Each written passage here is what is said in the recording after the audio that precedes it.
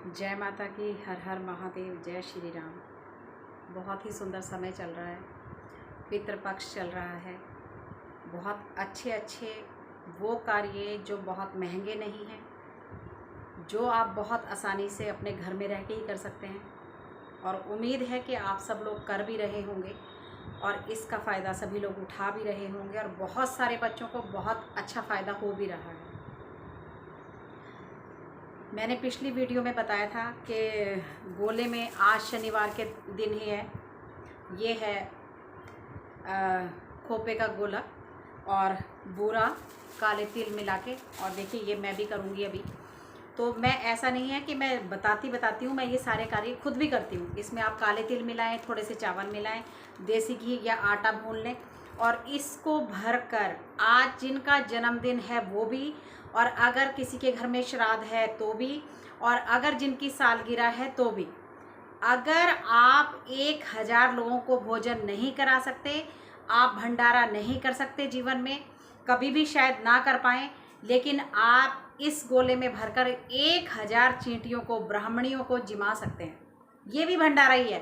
किसी आपने पक्षियों के लिए पानी का इंतज़ाम कर दिया, वो भी भंडारा है। आपने गली के कुत्ते की सेवा कर दी, उसको 2 बिस्किट खिला दिए, वो भी भंडारा है। आपने चींटियों को भोजन करा दिया, वो भी भंडारा है। तो बहुत बड़े बड़े भंडारे ही भंडारे नहीं कहलाते, ये सब छोटे छोटे कार्य भी बहुत अच्छा इनका रिजल्ट है। अगर आपने ये श्राद्ध से शुरू करके, इसलिए इस वक्त जो आप करेंगे सूर्य अस्त से पहले पहले करना है, क्योंकि हम ये अपने पितरों की शांति के लिए भी करेंगे, अपने ग्रहों को अच्छा करने के लिए भी करेंगे। पीपल के पेड़ के नीचे जाइए, अगर पीपल का पेड़ नहीं है तो कोई बात नहीं, कहीं भी ग्राउंड में कर दीजिए। हल्की सी मिट्टी निकालिए धरती में से और इसको ऊपर से थोड़ा सा काट लीजिए, उसको भी बोर के अंदर ही डालना है, उसको टुकड़े को अलग से नहीं फेंकना है या कहीं वो ख़राब नहीं करना, या इसके ऊपर से रख दीजिए और मिट्टी में आप इसको दबा दीजिए। इसकी खुशबू से खुद अंदर ही अंदर चींटे इतने कीड़े मकोड़े जो भी इसको खाएंगे, और वो कम से कम इसको, वो ये 1 हफ्ते का भोजन है उनका। तो आप ये ज़रूर करें, बहुत ही अच्छे इफेक्ट हैं। देखिए, दीपदान करना, पितरों को जल चढ़ाना, इस तरह से लोटे में एक हाथ पे डालते जाएंगे तो ये अंगूठे से जल देना। आपके इतने, आप सोच भी नहीं सकते कि ये कितने बड़े बड़े पितृदोष को, अगर आपकी कुंडली भी कई बार कई दोषों से, हमारे अपने देवी देवताओं से जो है श्रापित होती है।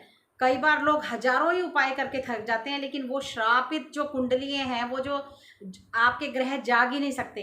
ये ऐसे ऐसे दोष खत्म करते हैं ये उपाय। इसलिए जीवन में कभी भी किसी उपाय को छोटा ना समझें। अगर आप 2 रोटी गाय को दे रहे हैं तो कभी भी वो खराब नहीं जा रही है, कहीं ना कहीं वो बहुत सारे आपके कष्ट उठा रही है। और आज मैं इसी से रिलेटेड धनवान कैसे बने, और इसके बाद मैं जो आपको अगली वीडियो दूंगी, मैं अंक के मुताबिक बताऊंगी, क्योंकि जिन लोगों को नहीं पता कि हमारा समय क्या है, जिन लोगों को नहीं पता कि हमारा बर्थ का सन कौन सा है, मैं सिर्फ अंक से 1 2 3 4 से लेके 10 अंकों तक मैं बहुत अच्छे तरीके से आपको बताने वाली हूँ कि आपके कुंडली का भगवान कौन है, आपको कौन से देवी देवताओं की पूजा करनी चाहिए, किस लोगों को कौन सा धागा। हर बंदे के लिए गले में काला धागा नहीं डल सकता, हर इंसान के लिए गले में पीला धागा नहीं डल सकता। हम लोग कई बार ये ऐसी गलती कर लेते हैं कि किसी एक चीज़ को सही करने के लिए 4 चीज़ को खराब कर लेते हैं। इसीलिए मैं बार बार बताती हूँ कि दान तो हम लोग करते हैं, लेकिन जिस दिन को जो दान करना चाहिए वो उस वक्त हम नहीं करते। और दान का पितृपक्ष से अच्छा समय कोई भी नहीं है। कोई भी दिन आप खराब ना जाने दें, चाहे 1 बिस्किट का पैकेट, कभी 2 खीरे, बुधवार को आप 2 खीरे खिला दीजिए, वीरवार को आप थोड़ी सी 2 केले खिला दीजिए, गाय को खिला दीजिए, बच्चों को बांट दीजिए, जैसे भी ठीक लगे, एक भी दिन खराब ना करें। बहुत ही अच्छा समय, आप सोच भी नहीं सकेंगे। क्योंकि मैं, देखिए, गणेश चतुर्थी से पहले से आप लोगों को ये सारे कार्य कराती आ रही हूँ। जो लोग बच्चे परमानेंट वीडियो देख रहे हैं, और मुझे बहुत उम्मीद है कि आप सब लोग कर भी रहे होंगे और फ़र्क भी बहुत आएगा। और नए साल तक मैं गारंटी से आप लोगों का जीवन बदलने की पूरी कोशिश करूंगी कि जो भी अभी जिन जो लोगों के काम नहीं हो पा रहे हैं, ताकि वो सब लोग धीरे धीरे उन सब के भी काम बन जाएं। तो आइए, एक दिन मैंने आपको पहले भी बताया था कि कुछ तो अपने मंदिर का बिल्कुल ध्यान रखें। आपके घर का गलत दिशा में लगाया गया मंदिर भी आपको जीवन में कभी तरक्की नहीं करने देगा।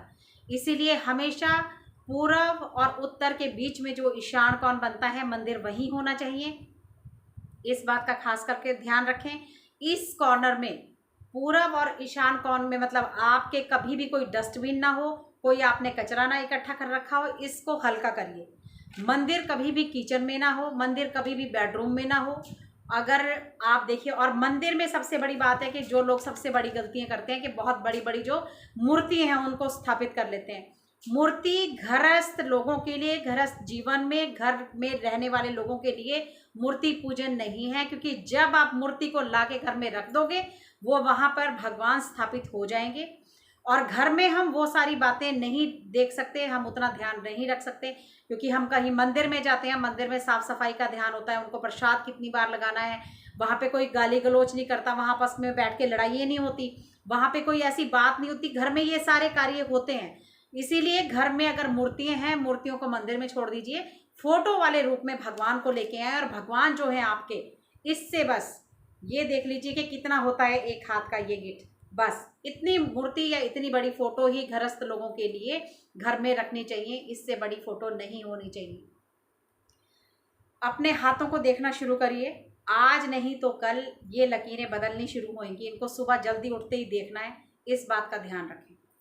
आप देखिए, जो गरीबी से उठने नहीं देते, इसमें 3 ग्रह भी आते हैं। अगर कुंडली में बुध, शनि और बृहस्पति देव जो हैं, जो आजकल अभी अस्त चल रहे हैं, अगर कुंडली में मंदे हैं, खराब हैं, किसी नीच ग्रह के साथ बैठे हैं, तो भी जीवन में पैसे से संबंधित दिक्कत, बीमारियों से संबंधित दिक्कत, आपके घर में सुख शांति क्लेश तो बहुत ज़्यादा रहेगा, लड़ाइयाँ बीमारियाँ, ये सारी चीज़ें बहुत ज़्यादा जो है आपको परेशान करके रखेंगी।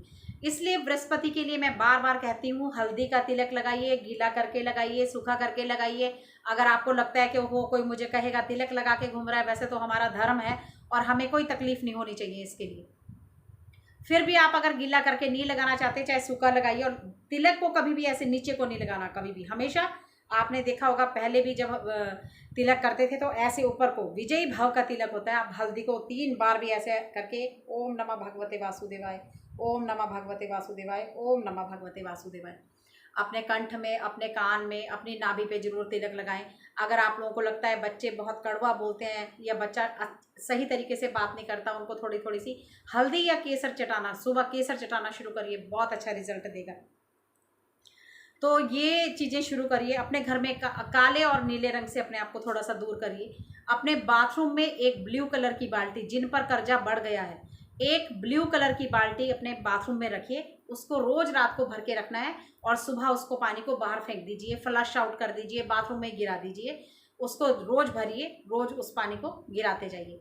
एक जो आप किश्त कर्जे की दे रहे हैं, मान लीजिए कि मेरा 100 रुपये, 2000 रुपये, 10,000 रुपये किश्त है मेरी, वो बार बार खराब हो रही है। आप उस किश्त का चाहे 1000 रुपया, चाहे 10 रुपये, चाहे 100 रुपये मंगलवार को देना शुरू करिए।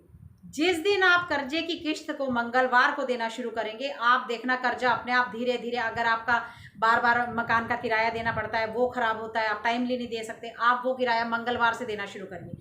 या आपको लगता है वो 1-2 तारीख को मंगलवार नहीं आता, आप 2 दिन पहले दे दीजिए, कोई बात नहीं, मेरे को मैं आपको 2 दिन पहले किराया दे के जा रहा हूँ, 2 दिन बाद दे दीजिए।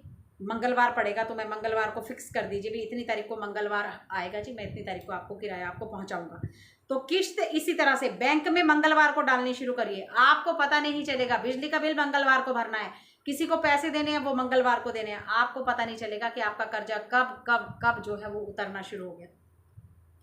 हनुमान जी के मंदिर जाना, हनुमान जी को मीठा पान चढ़ाना, वहीं बैठ के हनुमान चालीसा, बजरंग बाण, संकट मोचन का पाठ करना और मीठा पान चढ़ा के हनुमान जी से प्रार्थना करना, अपने कर्जों से मुक्ति के लिए प्रार्थना करने के लिए।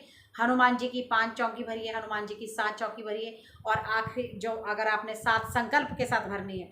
और इस बीच में लेकिन खाने पीने का बहुत ज़्यादा ध्यान रखना है, शुद्धि का ध्यान रखना है। आप कुछ अगर पाना है तो उसके लिए कुछ ना कुछ करना पड़ता है, बहुत सारी चीज़ें। आप सोचें मैं अगली बार से करूँगा, अरे मैंने तो एक बार चींटियों को खिला दिया था, वो कुछ नहीं हुआ। एक बार से कभी कुछ नहीं होगा। 40 दिन का संकल्प है, 40 दिन के बाद शुरू होता है। आपको मैंने बताया था कि जो काम अब आप कम से कम ये 3 या 5 बार करें, रिजल्ट आप खुद देखेंगे, मुझे बताने की ज़रूरत नहीं पड़ेगी। गायत्री मंत्र का भी, अब गायत्री मंत्र का बहुत बड़ा रोल है। आप लोग नहीं बोल सकते, आप सुबह उठ के जल्दी उठिए। मैंने बार बार कहा है कि अगर आपने 1 लोटा जल सुबह जल्दी उठ के जो मंदिर में पड़ा है, अगर मंदिर में आपके जरूर होना चाहिए जल, ये भी बहुत जरूरी है। और भगवान के मंदिर वाला जल भी आप उठा के अपने घर में एक एक छींटा जल्दी मारिए और दरवाजे के दोनों तरफ धोना शुरू करिए। अगर जगह नहीं है तो आप पानी ही थोड़ा थोड़ा डाल दीजिए दोनों तरफ, दरवाजे के राइट और लेफ्ट में दोनों तरफ डालिए थी। क्योंकि देखिए खुशी भी हमेशा हमारे पहाड़ों में बहुत छोटे छोटे से दरवाजे हुआ करते हैं, आज भी उसी तरह के हैं। जहाँ से मैं बिलोंग करती हूँ, पोटा साहब से आगे नघेता एक बहुत छोटा सा गांव है, आज भी हमारे गांव में इस तरह से सिर झुका के ही घर के अंदर जाया जाता है। क्योंकि कहते हैं कि जब घर के अंदर आओ तो हमेशा, अगर आ रहे हो बाहर इंसान जो मर्जी करे, लेकिन घर के अंदर हमेशा इसीलिए सुख शांति होनी चाहिए। और घर को हमेशा नमस्कार करके जाएं और नमस्कार करके घर आएं। भगवान के मंदिर में नमस्कार करके निकलें कि हे भगवान, आज मैं ये कार्य करने चला हूँ, आप मेरे अंग संग रहिए और मेरा इस कार्य में मेरी मदद करिए। आपके काम कब बनने लगेंगे आपको पता नहीं चलेगा। अपने पितरों को, अपने इष्ट देवता का बहुत बड़ा रोल रहता है। जो भी आपके इष्ट हैं, जो भी आपके कुल के देवी देवता हैं, अगर बहुत दूर आप ना जा सकें, किसी की देवी हैं, आप किसी भी दुर्गा मंदिर में, दुर्गा में देवी के सभी रूप विराजमान हैं। अगर कोई मंदिर ना मिले, मान लो वैष्णो देवी नहीं है, ज्वाला जी नहीं है, नैना देवी नहीं है, वो दुर्गा में सब विराजमान है। आप दुर्गा मंदिर जाएं, वहाँ प्रसाद ले जाएं, मंगलवार के दिन ले जाएं, उनका नाम लें कि हे माँ मनसा देवी, मैं इस रूप में माँ दुर्गा आपको आज यहाँ नमस्कार करने आई हूँ। अपने घर से नारियल ज़्यादा से ज़्यादा बाहर ले जाइए। नारियल का बहुत बड़ा रोल है। शनिवार को नारियल बहाना, मंगलवार को हनुमान जी के मंदिर में छोड़ना, शनिवार को शनिदेव के मंदिर में छोड़ना। 15-15 दिन फिक्स करिए कि इस मंगलवार को मैं हनुमान जी को छोड़ूंगा, तो 15 दिन के बाद मैं शनिदेव के मंदिर में छोड़ूंगा। तो एक दिन पहले लेकिन अपने घर में ला के रखिए, ताकि वो नारियल घर की नेगेटिविटी इकट्ठा करे, वो उसको खींचे, तब वो अगले दिन आपके साथ, आप उसको जब उठाएं तो कहें कि लो भगवान, जितनी भी नेगेटिविटी मेरे घर की है या जितनी भी मेरे घर की परेशानियां हैं, मेरे कर्जे हैं, वो सब मैं इस नारियल में लेके आज मैं इसको जल प्रवाह करने जा रहा हूँ। और मेरे ये सारे जो है कार्य, मेरे जो रास्ते हैं भगवान आप खोल दें। इस तरह कैसे कहते हुए उस नारियल को लेके जाएं और यही कहते हुए जल प्रवाह करें कि ये सारी नेगेटिविटी के साथ मैं इस नारियल को जल प्रवाह कर रहा हूँ। मेरे घर में सुख शांति का वास हो, सुख समृद्धि का वास हो, पैसा आए। तो ये छोटे छोटे से कहना बहुत जरूरी है, भगवान को बताना बहुत जरूरी है। तो ये छोटी छोटी सी बातें अपने जीवन में लाइए।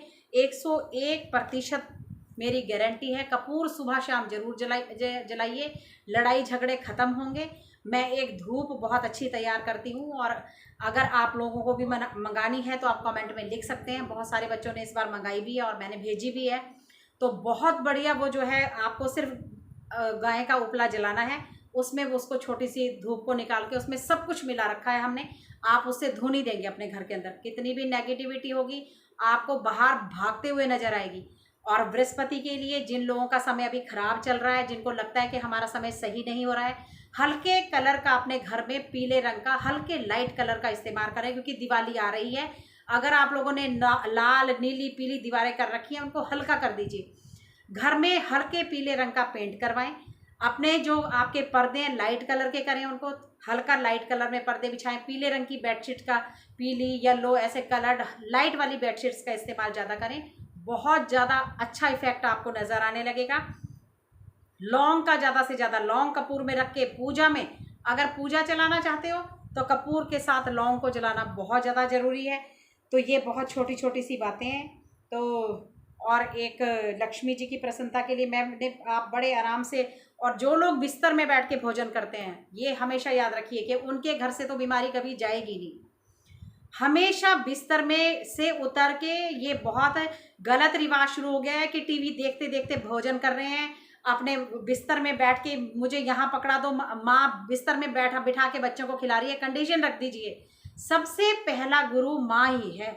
और ये हमारे शास्त्रों में मेंशन है बिल्कुल ये बात, कि माँ से बड़ा कोई गुरु नहीं हो सकता। पहली शिक्षा आपकी है। अगर आपने इन बच्चों को 8 साल 7 साल तक कंट्रोल में कर लिया, इनको धर्म से के प्रति चला लिया, इनको अपनी बात को मनवा लिया, तो ये आपके कंट्रोल में रहेंगे।